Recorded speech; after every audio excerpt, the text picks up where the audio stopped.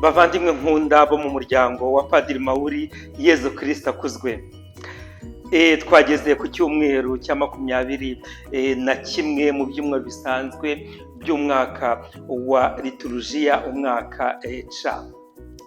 Turakomeza urugendo, mwarabibonye ejo bundi twahuye n'isanganya hari kuwa kane mu gitondo. Imvura iragwa irimo urubura rwinshi, yangiza inzu zo ku rugo rukuru, cyane cyane ibirahure.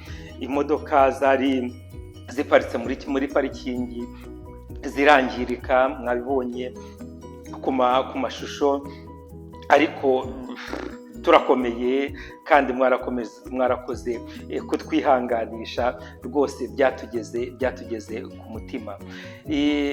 Birumvikana ibintu birasanwa, ariko iyo bisanwe ntabwo biba byaratakaje, nyine byaramaze gutakaza umwimerere wabyo, ugasanga nyine birakomeza kugorana. Ariko haguma ubuzima, iyo ubuzima umuntu abufite, umuntu ashobora gusana agasanura, byose bikagenda. Ubwo byose birimo inyigisho Imana ishaka kutwigisha, kuko byose bizashira, ariko igihe cyose tugihagaze dukora ibishoboka byose kugira ngo ubuzima bwacu nyine tubuhindure, kandi bugende bubere Yezu Kristo, bube nyine ituro rihora rimugeraho kandi rifite impumuro nziza.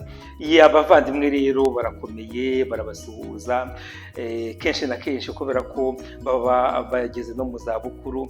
Ibi bintu bibatera guhangayika, ugasanga bamwe bagize utubazo duto, ariko baraho barakomeye kandi barabashimira. Icyo ni icya mbere. Icya kabiri nifuzaga kubabwira nuko cyane cyane icyo kirareba abashakanye. Hari amavideo abiri twateguye kugira ngo abashakanye bino babasangize formation bakoze mu kwezi gushize. Ndabashishikariza kubyumva. Ntabwo ari parfait cyane, kuko ni experience ya mbere, ariko uko tuzagenda dukura tuzagenda tubinoza, tubihuze nyine na tekinoloji y'ubu, kugira ngo ubwo bumwe bwacu mu muryango wa Padiri Mauri mu Rwanda no mu Butaliyani bugende bugaragarire buri muntu wese, kandi koko natwe tubashe gukura tujye mbere mu birebana n'impano shingiro y'umuryango, mu birebana n'ubuzima bwacu bwa roho ndetse n'ubuzima bwacu busanzwe, kuko ntabwo ubuzima bwa roho n'ubuzima busanzwe bigenda intatane, ahubwo n'umuntu umwe nyine. Twese ubwo buzima buratureba, rero dushyize hamwe usanga turushijeho gukura no kujya mbere nyine mu rugendo rwacu.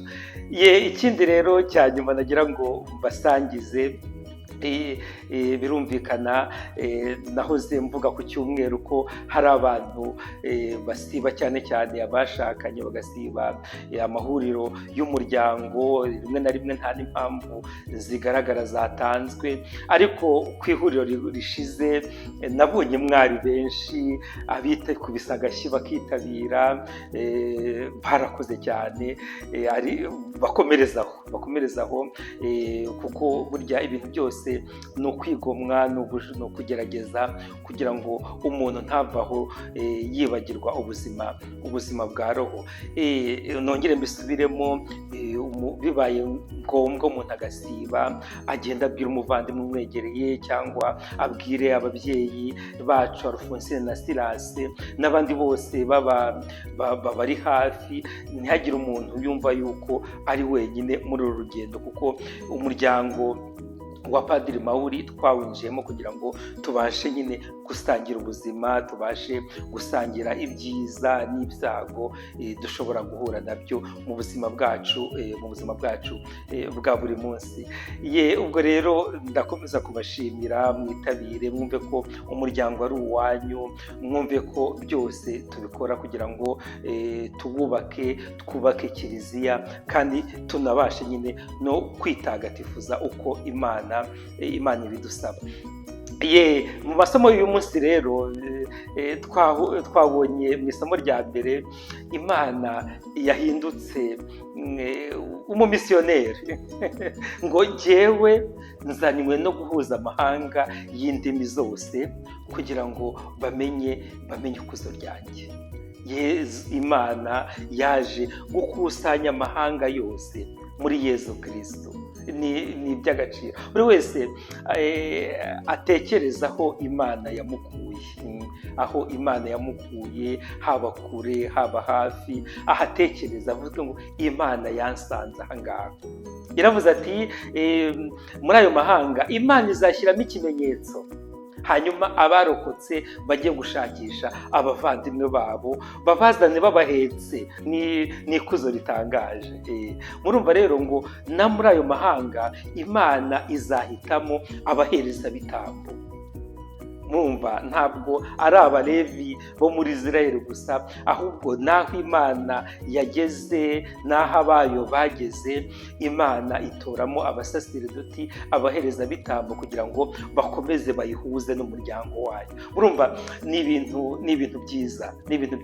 Nimba rero nimba ko Imana yagukuye mu mahanga runaka, aho mu byo wari wijanditsemo, ikaza ikagufata ikakujyana kandi ikagusangiza ikuzo ryayo, ibyo bibe kuri wowe ibyishimo bitageruka, ibyishimo byiza cyane, ibyishimo by'akataraboneka, kuko Imana yacu nicyo kiyizanye, gukusanya abantu bose, amahanga yose, mu ndimi zose, kugira ngo buri wese abone ikuzo ryayo. Muvandi, ikuzo ry'Imana rigaragarira mu bantu bariho, abantu bafite ubuzima bwayo, abantu bagerageza kuyisanga. Maze rero nkunda kubabwira ngo ntimukazajye musoma gusa agace twabonye twasomewe mu kiliziya, ahubwo muzajye mugenda mufate isomo murisomere muri Bibiliya. Rimwe na rimwe munagenda, nk'ubu ngubu isomo rya mbere twarisomye mu gitabo cy'umuhanuzi Izayi ku musozo, ariko hari agace rwose kasigaye katubwira ibintu bibi abantu barwanya Imana bazahura nabyo. Ntabwo nshaka kubabwira ibintu byose, buri wese azagende afungure Bibiliya yiwe, arebe ku musozo w'igitabo cy'umuhanuzi Izayi, ku magambo yanyu azabona ibintu bibi rwose abantu barwanya Imana bazahura nabyo. Ni ibintu bibi cyane, ntabwo nshaka kubibabwira. Buri wese agende ashake Bibiliya, muri Bibiliya ku musozo vers la conclusion y'igitabo cy'umuhanuzi Izayi arabisangamo.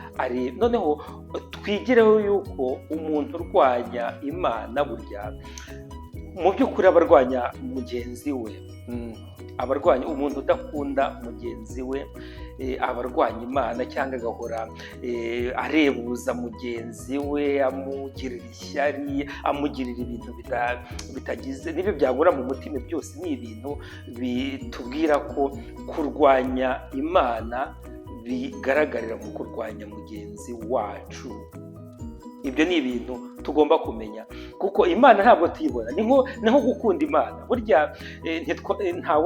Ni Mutagatifu Yohana bitubwira ati nta muntu wakunda Imana atabona. Imana tuyikundira muri bagenzi bacu, ariko niyo turwanyije Imana tuba bihera mu kurwanya bagenzi bacu, tubarwanyiriza ibintu byinshi cyane cyane bituruka ku by'iyi si, kandi iby'iyi si birashira. Bavandimwe, mbasigiye uwo mukoro mugende murebe ku musozo w'igitabo cy'umuhanuzi Izayi, hanyuma uzabishobora, nako ndanabibasabye, sibyo ko mbasaba ibintu ntimunabikore. Ubu setifuwasi muzabikore. Buri wese agenda asome kuri uwo musozo, azanyandikire ambwire icyo abantu barwanya Imana, no kuvuga abantu barwanya bagenzi babo, ibihano bibategereje, ibintu bibi bibategereje. Ndabitegereje kandi nzi neza yuko muzabikora mwishimye. Mbaye mbashimiye. Iyo mu isomo rya kabiri rero twabonye mu ibaruwa yandikiwe abahebureyi batubwira ko nyabuna ngo mukomeze murwane. Umukristo, umuntu ni Padiri Mawuri agomba guhora ari ku rugamba. Uru rugamba arwana n'icyaha. Uwanditse iriya baruwa yatubwiye ngo ntabwo muragezaho kuvushwa amaraso mu rugamba murimo murwana n'icyaha. Ntabwo turagezaho kuvushwa amaraso. Ni ukuvuga yuko hari byinshi dushobora gukora kugira ngo urwo rugamba rukomeze rugende neza. Bavandimwe banjye nkunda, turwanye icyaha, kuko kurwanya icyaha ni ibintu rwose duhamagariwe gukora kandi bitwubaka. Niba tuvuga ko dukunda Imana tukagenda tukayivanga, tukavanga urwo rukundo rw'Imana no gukora ibyaha, nta hantu byatugeza. Buri wese agerageze arwane iyo ntambara, kandi nitwirwana dushyize hamwe nk'umuryango kwa Padiri Mawuri, iyo ntambara, urwo rugamba tuzarutsinda bitatugoye rwose. Dushyire hamwe turwane. Ruracyari urugamba kuko ntabwo turagezaho kuvushwa amaraso. Ariko rero uwanditse iriya baruwa yakomeje atubwira ko ibigeragezo duhura nabyo ni Imana ibishatse kuducishaho akanyafu, ariko hari n'ahantu tugera tukumva rwose ibibi bitubaho, ibyago bitubaho, tukabiburira igisobanuro pe. Mu Rwanda muri iyi minsi hari kuvugwa uriya musore w'umuhanzi Buravani wapfuye atarageza ku myaka 30. Umuntu akibaza ati umwana nk'uriya upfuye koko, Mana yanjye ni ukubera iki? Twabyita se akanyafu Imana icisha ku bantu? Oya, ahubwo nicyo bita mysterium iniquitatis, amayobera y'ikibi kigenda kikaturenga. Imana yonyine ikaba ariyo yashobora kubidusobanurira. Ariko hari n'ibindi bigeragezo Imana yemera ko bitubaho kugira ngo nyine ducishe akanyafu, hanyuma bidufashe no kugarukira Imana, cyane cyane iyo iya ntambara turwana n'icyaha tuba tutayikoze neza. Amayobera y'ikibi biturenga ntitubashe kubyumva, tubirekere Imana, kuko Imana yo ibizi ibyayo.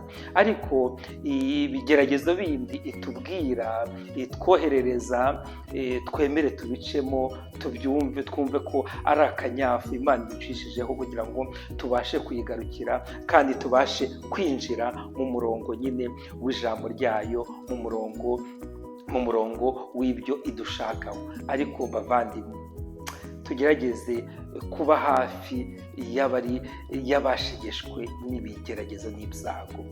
Ibyago byo kubura umuntu wabo, ibyago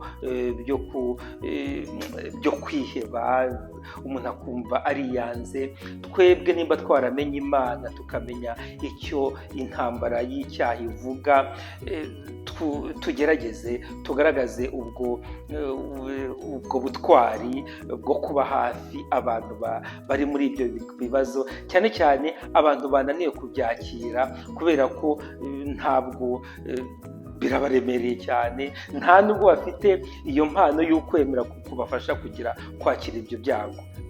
tubabe hafi rero. Niyo tutabaho hafi bigaragara amaso, ariko buri muntu usenga, wowe usenga wo kwa Padiri Mawuri, mu masengesho yawe ushyiremo abo bantu bose bahura n'ibigeragezo ariko bakabura ukwemera ko kubyakira, bakabura imbaraga zo kubyakira. Ibyo byose abo bose tubibuke mu isengesho, kandi aho bishoboka tubafashe ku buryo bufatika. Kuko umuntu uri mu rugendo rugana Imana ntabwo ari umuntu utumva ububabare. Ushobora kugira ngo ahari umuntu ufite ukwemera nta bubabare yumva, arabwumva. Ariko iyo ufite ukwemera kugufasha kwakira byose, kwakira byose no gufasha abatabasha kwakira ibyo byose, kuko ni benshi, ariko Imana ibakoherezaho wowe ufite ukwemera kugira ngo ubashyire ihumure nyine ry'Imana. Mu ivanjiri rero naho twabonye ibintu byiza. Yezu yagendaga agenda mu nsisiro mu mijyi yigisha yerekeza i Yeruzalemu, nuko umuntu arabaduka aramubaza ati, mwigisha, ni bakeya bazarokoka? N'ikibazo yamubajije. Yezu aramusubiza ati, ahubwo nimugerageze kwinjira mu muryango ufunganye, kuko benshi bazabigerageza ntibazabishobora. Bavandi, tugerageze kwinjira muri uwo muryango.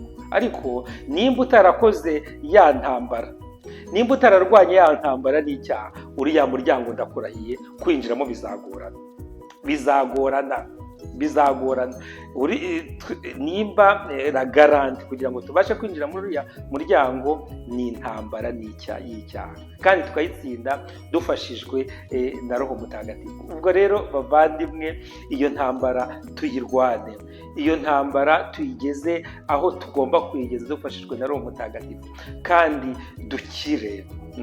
dukire, kuko Imana yacu ni Imana y'urukundo. Imana yacu ni Imana ishaka ko twese turokoka, ariko nimba warihitiyemo ibyaha biragoye ko warokoka, kuko iyo ntambara izagutsinda. Dukomeze rero tujye mbere muri urwo rugamba, kandi tunumve yuko burya kuvuga amasengesho ntabwo bihagije, kumva inyigisho runaka ntibihagije, kuko bamwe bahejejwe hanze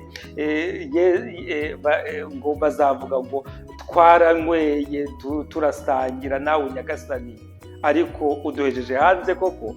Twumvise wigisha, uduhejeje hanze koko? Oya, kumva ko twaragiye mu misa, twarumvise ibintu runaka, ariko tugasoza twumvise Imana itubwiye ngo ntaho muzi. Ibyo bintu ntibikabe, kuko urwo rugamba turwana tukarutsinda, urugamba n'icyaha, dukore ku buryo rutuma Imana itumenya natwe tuyimenye. Nibwo butumwa dufite, kandi ubwo butumwa ni ubutumwa bwiza Imana iduhaye. Nk'uko bisanzwe rero bavandimwe, mugende murebe amasomo y'iki cyumweru. Isomo rya mbere naribabwiye mu gitabo cy'umuhanuzi Izaya, isomo rya kabiri ryakuwe muri iriya baruwa yandikiye Abahebureyi, hanyuma n'ivanjiri rero ni uko yanditswe na Luka ku mutwe wa 13 kuva ku murongo wa 22 kugeza ku wa 30. Duhuriye muri ayo masomo, aturyohere, adutera ibyishimo, yongera adutera ubutwari bwo kongera kurwana rwa rugamba n'icyaha, kandi turutsinde dufashijwe n'Imana, kugira ngo twinjire muri wa muryango, twumve umwigisha mukuru atubwira ati, ngwino mugaragu w'indahemuka kandi w'intungane, usangira ibyishimo na shobuja. Maze rero ndabakunda, dukomeze tugendane, twishimire umuvandimwe. Kuva indimwe kwa Padiri Mawuri, kuva indimwe muri Kiliziya ni iby'agaciro, kandi nibyo bituma dutsinda. Ushobora byose rero nabaho umugisha kandi yabarinde, Imana Data na Mwana na Roho Mutagatifu. Amen. Icyumweru cyiza, kandi dukomeze tugendane twishimye, turangamiye Umukiza wacu Yezu Kristo.